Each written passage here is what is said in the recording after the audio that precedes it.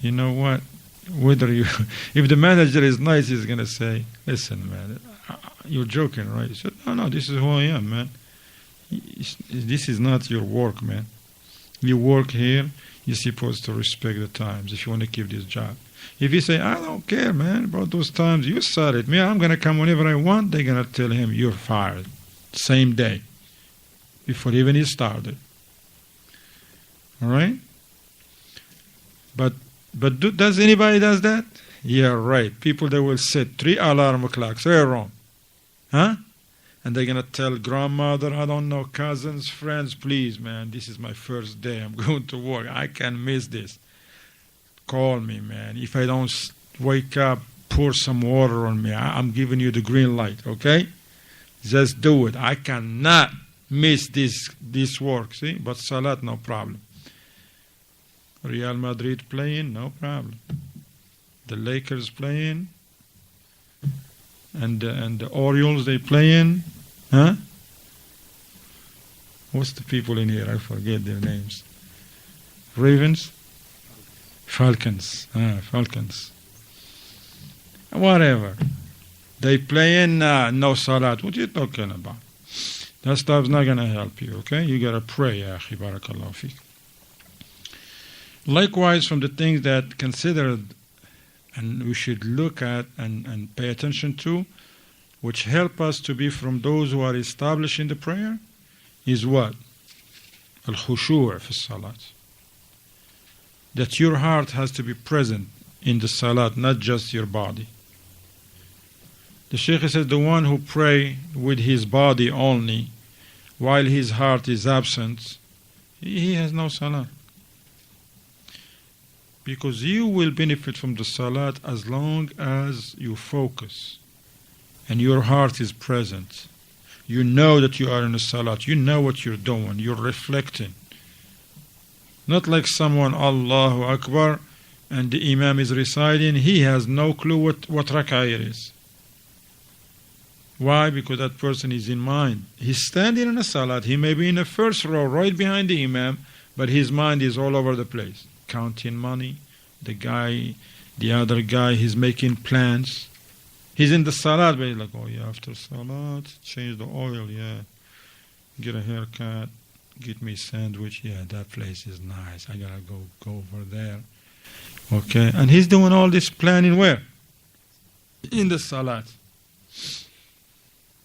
In the salat. When he's supposed to focus on the salat, he's supposed to remember Allah. See, he is a great opportunity. He's standing in front, Rabbul Alameen, to ask what he wants, but he has to display the good manners and good akhlaq. The same person, if he's standing in front of a human being that's going to help him to do something or to learn something, is he going to spaced out? No, he want to focus so that he can get everything that man is saying. No. So the khushu' is very important, ikhwan. Allah subhanahu wa ta'ala has praised the believers, and He mentioned one of their qualities, one of the many qualities. قَدْ أَفْلَحَ الْمُؤْمِنُونَ. Allah says in Surah Al-Mu'minun, they are successful, the believers. Who are they? And Allah mentioned some of their qualities. The first one, الَّذِينَ هُمْ فِي صَلَاتِهِمْ خَاشِعُونَ. Those who have khushu', they have that tranquility and the presence of the heart in their salat. That shows the importance of this matter, ya akhwan. Also Allah subhanahu wa ta'ala says in Surah Al-Baqarah verse 45, وَإِنَّهَا يَعْنِ الصَّلَاةِ لَكَبِيرَةٌ إِلَّا عَلَى الْخَاشِعِينَ. Salat is very heavy. You find certain people in a salat like they are in a jail. Person is in a salat like he's carrying a burden. He's just waiting for the Imam to say Assalamu alaikum so he can, get off. La. Salat is very heavy. It's a burden. Except for those who have khushu'. See, those who have khushu', their hearts is present, they wish if the salat doesn't end. They wish if the salat, if the Imam recite longer, or they like Allahu Akbar. They may even be looking for the masajid. Like in a Muslim land, there is many masajid in the area. You may live in one area that you're surrounded by 5-7 masjids. I mean, like by walking, like 7 minutes to 10 minutes walk, That's the beauty of living in a Muslim land. 7 masjids. And then you may know, subhanAllah, that masjid is far a little bit, but I go there. Why? Because that imam, he recite slow, nice, and he give more time in ruku', more time in sujood. Some people, man, before you know it, they finish the salat, you think you're in a dojo or something. You're doing some apple jacks. What do you call them? Jumping jacks. I said apple jacks. No, that's like a cereal or something, right? I see. You have kids, man. You got everything mixed. Yeah, some people, man, in the salat, you're like all warm up and sweaty, huh? In December. Why? Because Allah, man, they salam alaykum. People like out of breath, they finish the salat. Could the imam have them up and down, cherry picking? Huh? Jumping jacks. Up and down. This is salat, ya akhi. But if they pray behind an imam who just praying normal prayer, they're like, man, this imam got to go. They start complaining about him. La, ya akhi, you have to be happy that if there is an imam that pray, mashallah, give you some time. Now, the Shaykh, he says, subhanallah, look, salat with khushu', mashallah, make it, people, they taste the sweetness of that act of worship. And then the Shaykh, he says, khushu' is the soul of the salat. Right now. He said the salat without a khushu' is like a body without a soul. He said the salat without khushu', without the presence of the heart, is like a body without a soul. Even if that person, he prayed, other people seen him praying, but he's not to be ordered to not to pray again. But what is the reward now? Yeah, he prayed, but what is the reward? A person, the Shaykh said, may leave the salat, have no reward whatsoever. Why? Because his heart was not present in the salat. From the beginning to the end. He said, other people, they may come out with a little bit of reward. Others, they may get, mashallah, abundance of reward. Some, they may get full reward, alhamdulillah. Everyone according to, once again, has nothing to do with his color, what country he come from, how much money he has in his pocket or wallet or whatever. It all has to do with the khushu' in the salat. The presence of the heart from the beginning to the end. Aina. Likewise, from establishing the prayer, the Shaykh says, is to establish it in the masajid for men with the congregation. Because praying in a masjid is an obligation upon men, not upon women and children. It's an obligation upon men except those who have a valid excuse. And you should ask what is considered a valid excuse. Don't come up with your own excuses and think that they may qualify to be valid excuse. No, ask. Okay? The ulama, they mentioned such as valid excuse for not to attend, being very sick, not just little sick. Don't look for excuses. You're really sick and you cannot come. Number 2, it's difficult for you to attend the congregation. It's pouring, it's snowing, it's muddy, or it's not secure.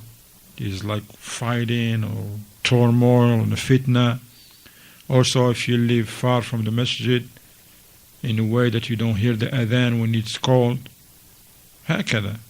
Or if you have something that you're taking care of somebody that you cannot leave unattended, amongst the valid excuses that made a person, or you're traveling in the area. Okay? No. So the Shaykh, everybody who's able to attend the masjid and pray with the Muslims, he should become obligatory upon that person, which is a man here, to attend the masjid. It's not up to you to pray whenever you want and whatever. Now you're a Muslim, you pray with the Muslims in the masjid. Prophet ﷺ says, "Man sami'a an-nida'a falam yujib, fala salata lahu illa min udrin."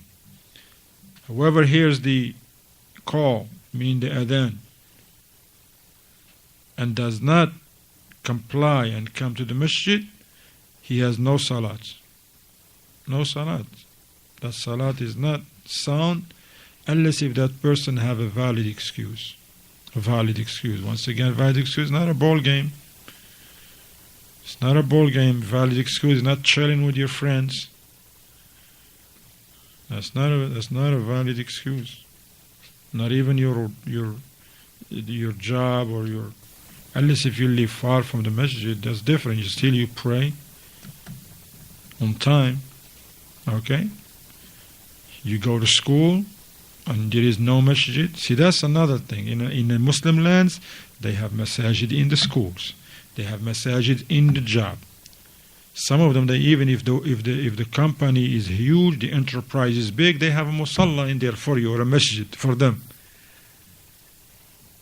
It's in the code. They gotta have a masjid.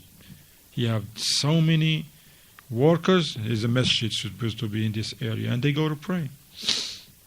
SubhanAllah, amazing. Universities with masjid, schools with masajid, or there is a masjid right next door.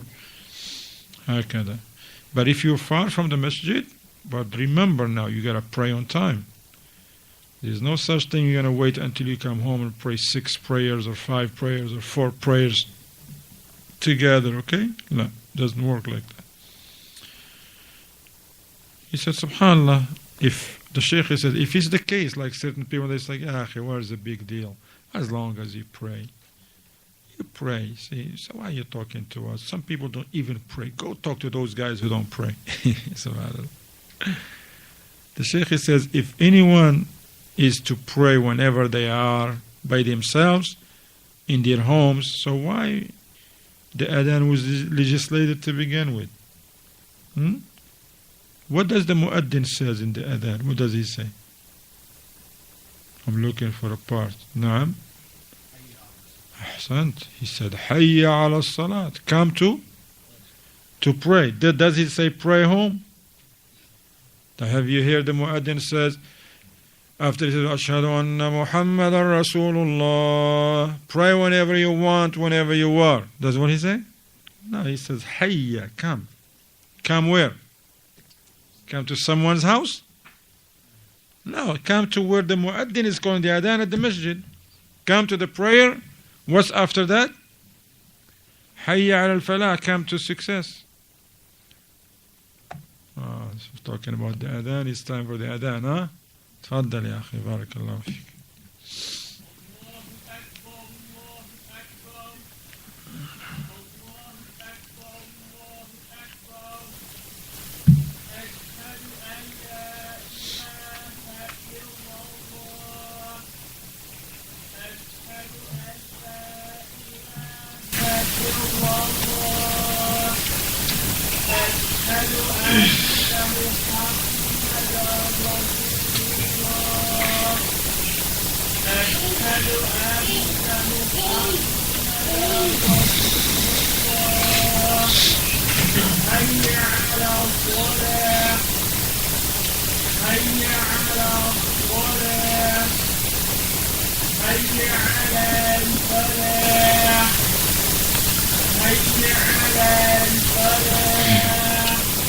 الله أكبر الله أكبر لا إله إلا الله.